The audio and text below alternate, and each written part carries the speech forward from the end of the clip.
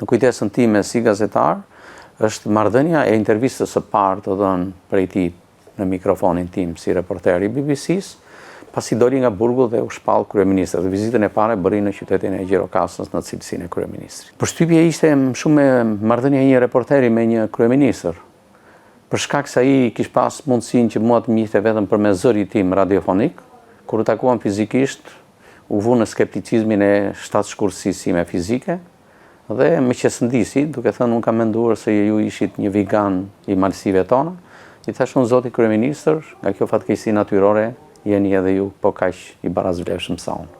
Nuk më jep emocione Edi Rama, por çmoj elokuencën artikuluese të tij dhe në mënyrë të veçantë elegancën e ligjërimit vetjak, sidomos në të shkruar, është njeri që e mirë mendon dhe kryesisht e drejt vlerëson cilësinë shkrimore të shqipes.